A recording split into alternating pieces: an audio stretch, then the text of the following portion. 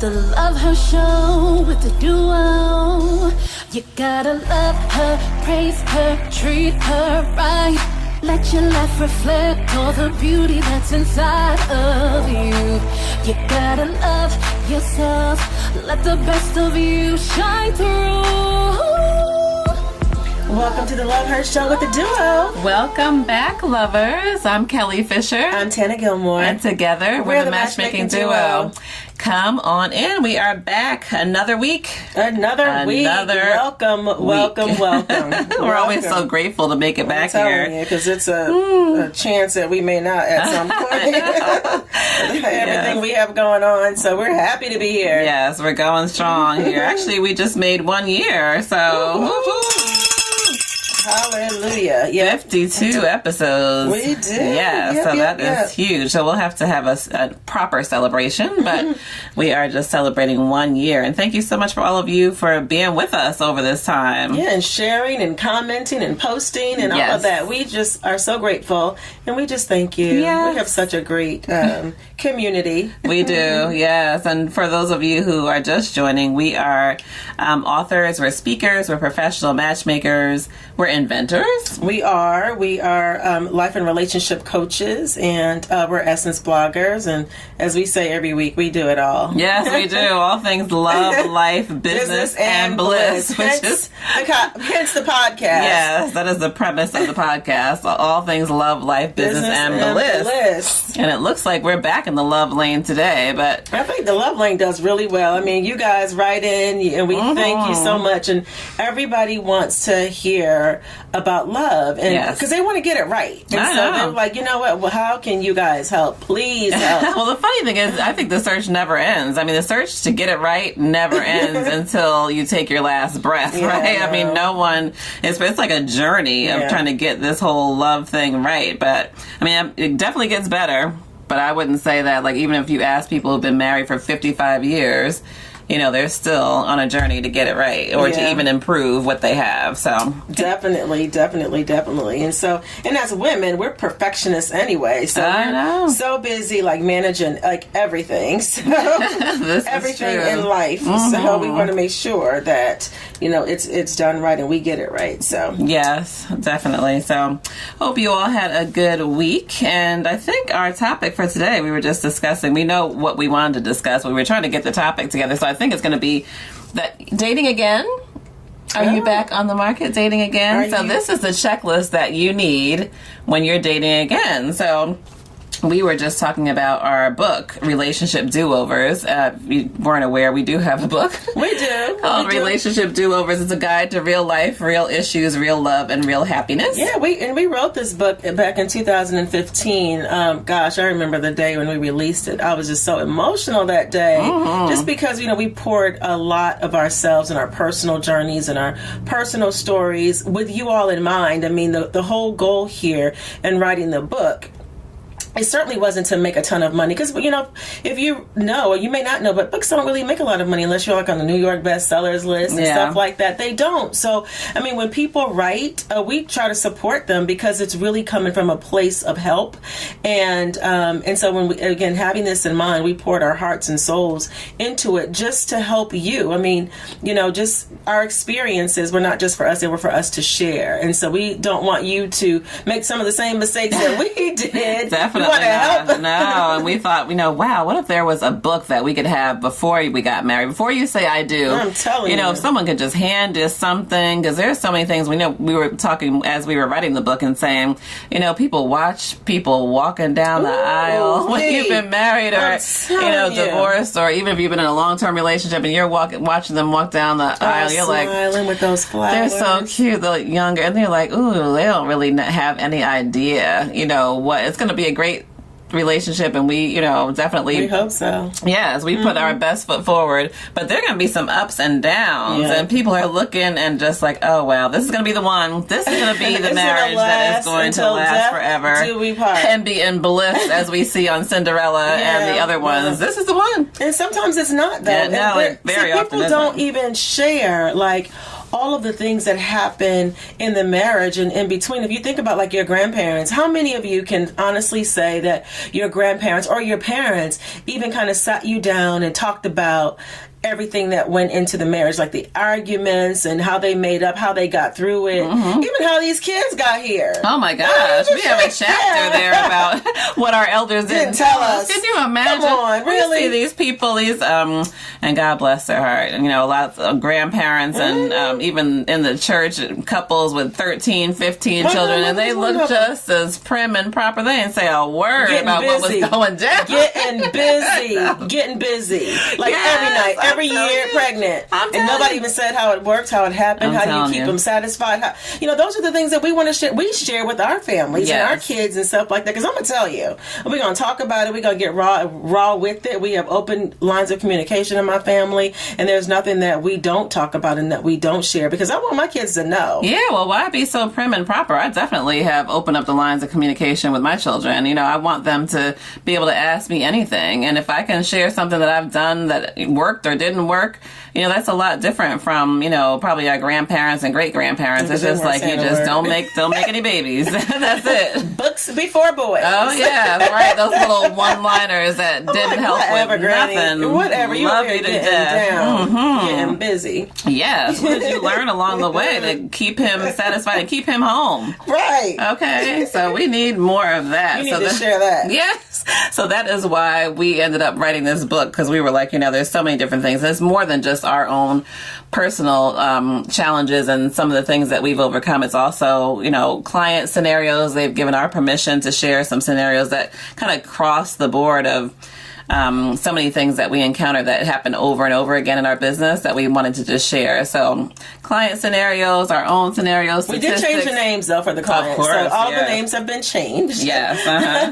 Yes. And it's loosely based. It's very loosely based, yes. But I think, it's so funny. We've gotten feedback from our book from singles, from many married couples that are like, wow, this was like a great refresher of things that I just didn't even think about. So definitely, we're just reviewing our book and came up with this checklist that we wanted to share with you. So on page 28, we were just talking about, and maybe one of us can read a little. Yeah. Want to read some of it? You can start with Okay. Yeah. So on page 28 of Relationship Do-Overs, it says, it's okay to feel a bit unsteady, but there's no cause for alarm because this time around you're going to create your do-over list and stick to it. So we're talking about, if you went through a breakup or you're getting back into the dating scene.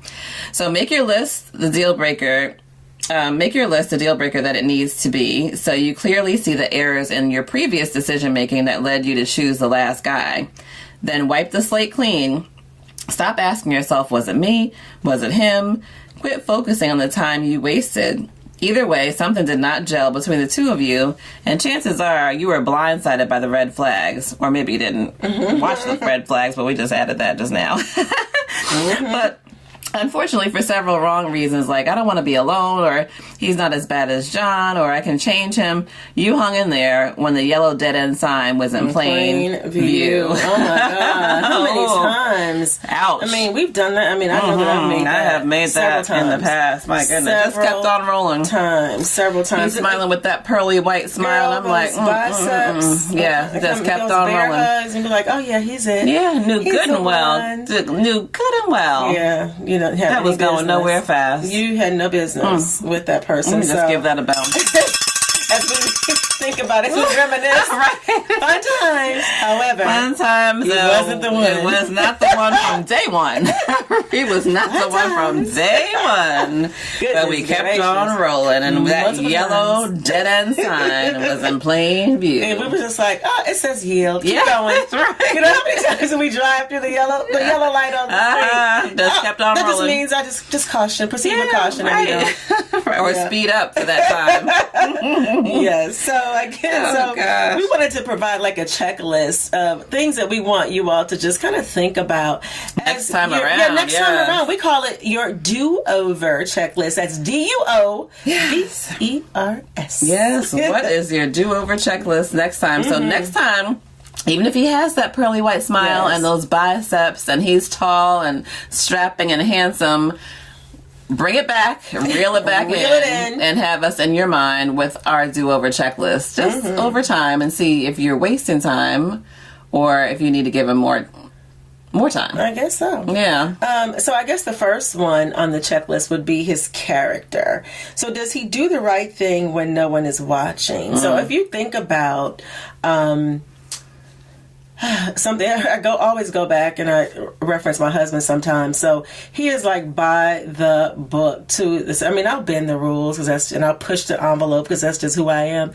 So we were like, I don't know, we were on a road traveling somewhere, and it was like 2 or 3 o'clock in the morning, and the light was like red, like for a long period of time. And sometimes, you know, I'm sure you all know when the light's red. I mean, if it's too long, I'm like, there's nobody here. We've been sitting here for, just run it. And I remember him saying, you know, Tana, sometimes you have to do the right thing even when nobody's watching. Because I said, there's nobody here. Just run the light. Just run the light. Nope. You got to do the right thing when no one's watching. Yeah. I'm like, are you kidding me? Really? Run the doggone light. Well, that's kind of in line with integrity. I mean, integrity is a huge thing, and it's, you know, I guess that's kind of, we always talk about having integrity, doing the right thing when no one's watching. But I mean, a practical example of that is, you know, do his words mirror his actions so that everything he says matches what he does. So, you know, if he says he's going to call at 7 o'clock when he gets in and you don't hear anything till the next day, you know, what are we doing here? That's a yep. And then, I mean, then coming back on the phone and you talk to him a couple days later and you don't say a word, he doesn't say a word. And he's like, you know what? I don't have to do anything. She doesn't require me to do anything. You know, I don't have to do what I say I'm supposed to do. But you already know whether you say something or not. If that happens, you know, several times, his integrity is not in check. No, it's not, and it's questioned. And so you think about it, because if it continuously happens, you know, I would say that he's not a man of integrity. I mean, because he doesn't really care. No, he doesn't care about your time. He's not respecting of your time. And so and that's clearly a red flag. I would say, you know, yellow flag, red flag, whatever flag you want to pick. That's what it is, because he is not valuing something for whatever reason. Yeah, and you can think, you know, well, maybe he's just not valuing you. But I think someone of integrity is going to value you regardless, because that's their personal character. So they're not going to just say they're going to do something and do something else, you know? So regardless, if that's in their DNA, they're going to do what they say they're going to do is going to match what they end up doing. You know, we wrote a blog for Essence a couple of years ago. We're Essence bloggers. I think we mentioned that. And the blog was called Character versus Personality. And look it up. We just sent it to a client too, and she wrote back and said she found it so helpful. It just talks about the difference. Like, you know, is it in their moral fabric? Is it who they are? So the difference is, you know, if it's their character, that's who they are. That's who they are. Their moral fabric and fiber, that's who they are. It's not going to change. Their personality can be tweaked. I mean, it can be adjusted. So is it just a personality trait, or is it their character? So anyway, sidebar conversation. So look that up online. Yeah. It should be there somewhere. That was a good one too. And I think we had just mentioned here in the book, do you have full access to him any time of the day or night? And that seems like it's just something that should just come naturally. But I mean, we have had relationships come to us or people getting out of relationships that they've been in for 1 year, 2 years, 3 years, and they have like a block of time that they know they can call him, or the block of time that they know that, you know, every Thursday we get together, or every Tuesday, because that's how his schedule is. And other than that, you know, I can't call or I can't get him on the phone. Okay, boo to that. No. So if you're trying to have a full-time relationship, no. If you can't have access to him anytime, day or night, you might have an integrity issue, unless he's made some announcement, because they tell the truth if you have integrity. You might have a married issue. You might have a married issue. You might have a girlfriend issue. Let me tell you something there. You need to have 24-hour access, meaning I should be able to contact you, you know, I mean, with respect. When I want to, when I feel like hearing your voice, when I feel like talking to you, I should have full access to you, and not just specific hours of the day. So, yeah.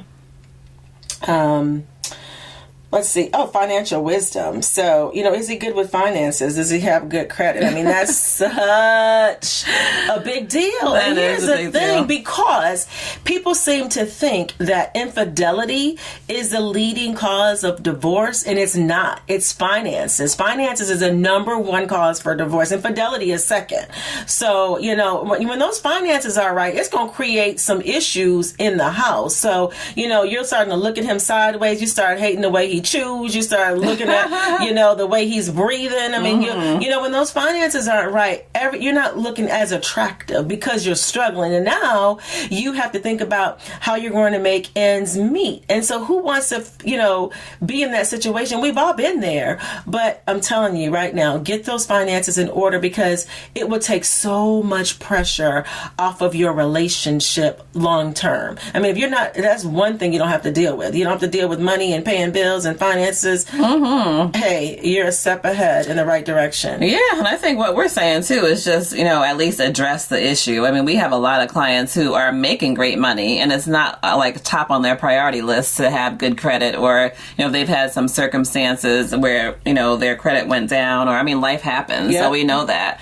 But at least tackle the issue, at some point, find out what his thoughts are on spending or on saving, or, if he's good at it. It might not even be his strong point. So if it's not his strong suit, then all of a sudden that you are the one who's going to be in charge of finances, and make sure he's okay with that. Because it's okay if you don't know how to manage finances, but you also don't want to relinquish, and I'm good at finances. That probably won't work. So Right.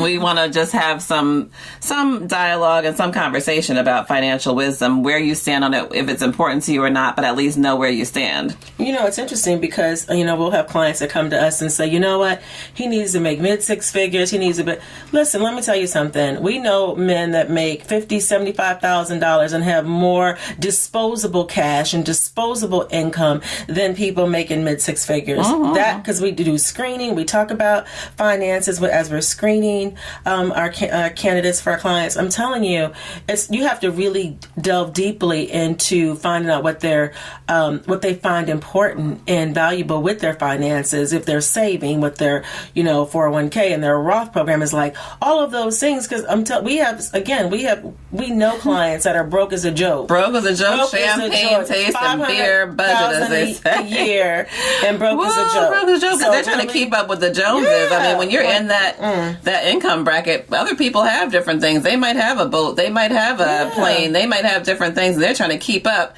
keeping their kids in all types of private schools and all kinds of things, and just as broke as they want to be, even paying off college to get them there. I mean, please. So you want to have a serious conversation on finances. I think the next thing would be decision making. So on your checklist would be decision making. So can you trust him to make decisions on your behalf? And can he lead you? Is he resourceful and has problem-solving skills to creatively find solutions? So just maybe take a look at how he's made decisions in the past, and then also, how you all make decisions together. Even with something very simple like, oh, what are we going to do for dinner tonight? If you see every time that he's not allowing you to ever make any decisions, just on something like that, where if you're making decisions jointly, just have some, dialogue about decision making, and see if can you trust him to make decisions on your behalf. I don't know, because at some point he might have to lead you. What if you happen to get sick? What if you lose your job? I mean, how is this going to happen? How's it going to work?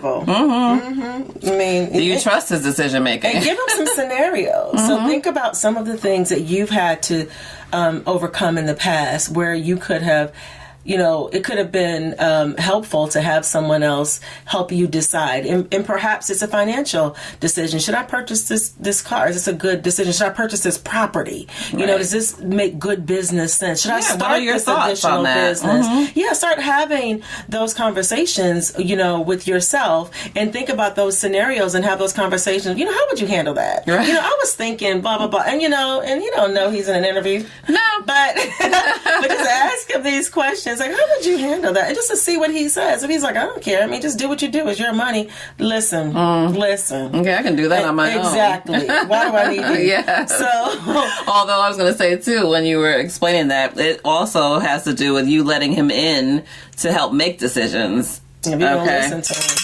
You don't listen to them. 'Cause you know we don't listen. No, we don't listen. I know I And don't half the listen. time when we have our own money, you know, when you've been single or you've been on your own for a while and you have plenty of money, you have to consciously let him in to make a decision. Yes, so, ma'am. hello, can we let him Yes, in? ma'am. It To took me trust him with about a small decision. over 10 years to be able to like release that, only because I think as women we have enormous responsibility as women in the things that we manage, that it's very difficult for us to kind of hand that baton off, but we want to. I'm like, Yeah, we want to. Well, we say we want to. We say we want to, but then are you okay with it if he doesn't do it the same way that you would do? No. Okay. No, we're not. And so that's where it gets to be a sticky situation. Okay, so I want you to help me make a decision. Yeah, but and this is how you was going to go. This is A, B, C, D. This is what I want you to say. Right? Do it this way, and then everybody's happy. No, and everybody has their own opinion. So again, if you want him to help, we always say, oh, I had to take on so much responsibility at work. I don't want to do it anymore. Then you tell him, well, you know, I need a new landscaper. Can you get someone? And he's like, oh, you know, I can get someone. And he gets someone that you don't like and they're not edging up the grass the way you want. Come on now. Yeah. We're going to have to let them handle it if that's the case. If you've asked for it, we're going to have to let them handle it. You can make some suggestions or say, oh, I wish he could have trimmed that up a little bit better. But please, I'm so glad this is off my plate that I can't even tell you. Thank you so much for finding someone else. I'm telling you, because I don't want to deal with it. Yeah. So, yeah, definitely. I would say respect. Does his family respect him? Does his peers respect him? Does he respect senior citizens and children, which will show his compassionate side? And so respect is a big thing. I mean, because I know for me, if I don't respect you, I can't do anything with that. No. It's very, very difficult for me personally to be able to continue on and work in a relationship when there's no respect. Right. And so if you think about family, like if he comes around, if you think about like the family cookouts and the barbecues, you know, are they like, oh, you know, Uncle such and such, here you are, oh, he's the best, and blah, blah, blah. Or if they're looking at him like, here he comes again, hide your purse. That foolishness. Hide your There's always one. We got the holidays coming up. Yeah, Here we see I don't that feel one. like being bothered with him. Here he comes. I'm leaving early. Telling a whole bunch of lies from start to finish. Lying. So if you start to think, you know, if you start hearing that type of, you know, information, or if whenever he comes around, everybody's like dapping him up and be like, hey man, you know, so good to see you, you know, I appreciate what you do.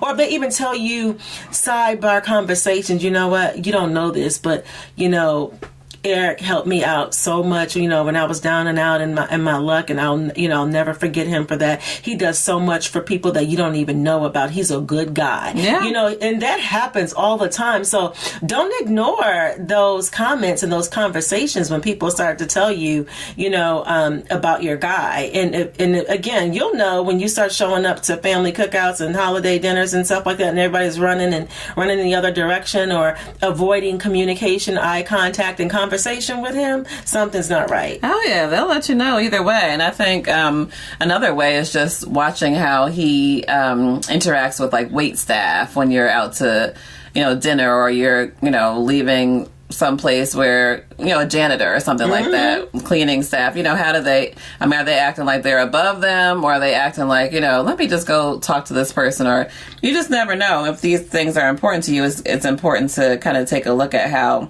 he treats others and how others treat him. And I think one of the things that we overlook too, that we as matchmakers really, we shouldn't say this, but social media is open for everyone. It's public. So social media is a great way to see how someone is perceived, because someone can do a post. Let's say he does a post, and this is, you know, early on in your relationship, you're just getting to know him.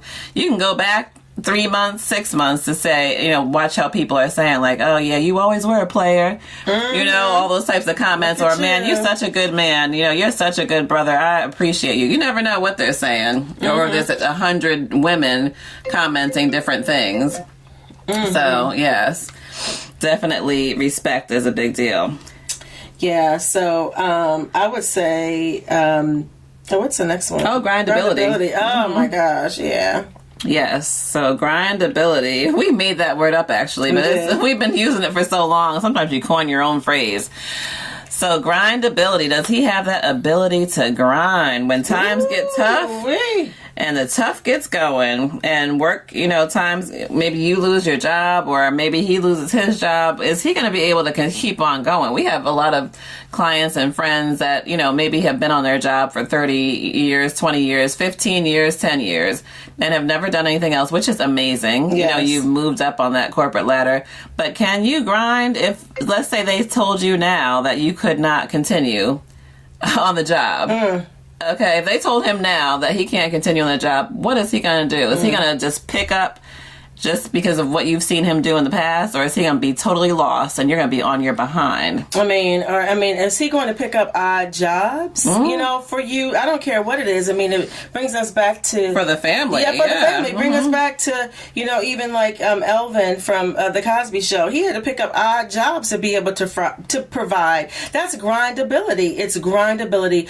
We're not saying that he's going out there, selling drugs or anything like that. Right. That booger sugar. No, we're not saying that. We're not saying that. But will he go ahead? Will he mow some lawn for some money? Whatever it takes. What would he do? And you want somebody with that grindability. I'm telling you, there's nothing more attractive than a man that can grind. I'm telling you, get out there and make it happen. Yes, make it happen. Oh my goodness. Whether whatever it is, if I have to take on 2-3 jobs for this family, there's nothing better than that. Yeah. So you want to just see what his level of grindability is.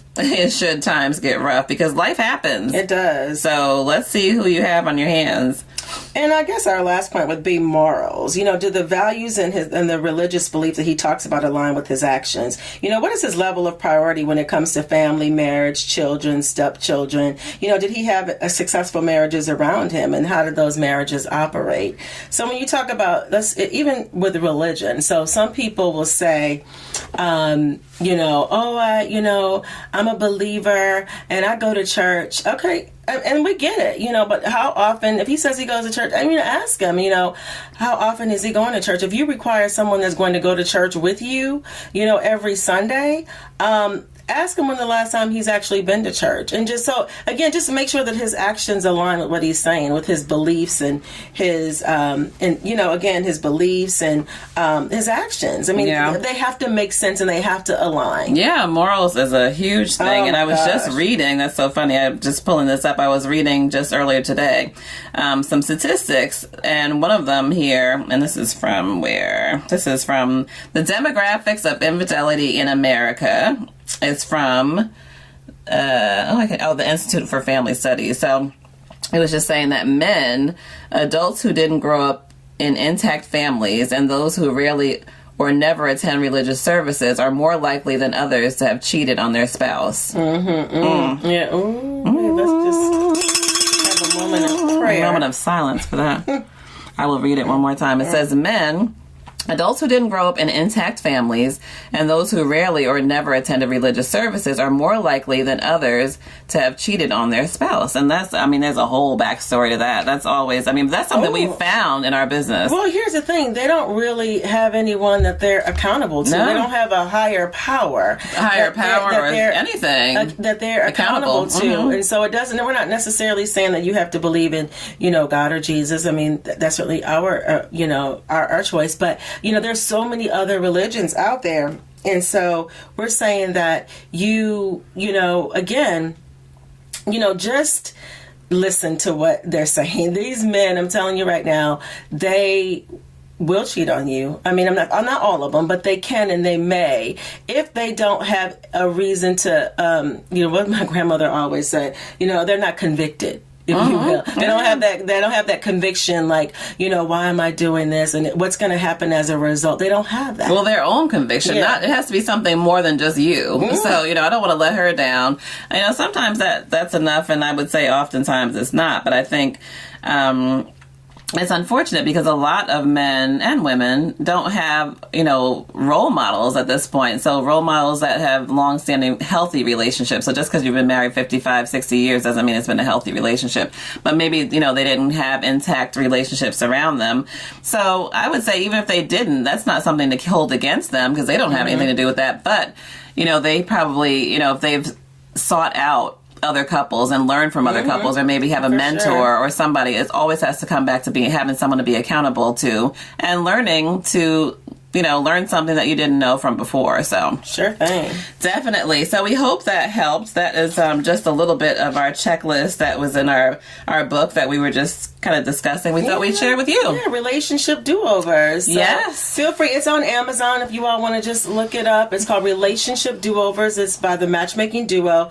We certainly thank you for allowing us to just share some excerpts in the book. And, follow us. Yes, follow us follow on social us. media, Yeah. The Matchmaking Duo, all things The Matchmaking Duo, our website, thematchmakingduo.com. Subscribe and share to this podcast. Thank you so much for And joining tell us here. a friend, please. Yes, Tell a please friend. do. We want the more the merrier. Keep sending us those Ask the Duo questions, and we'll Yes. be back next week. Yes, it's so good to talk to you guys, and here's to love. Thank you. Bye. To embrace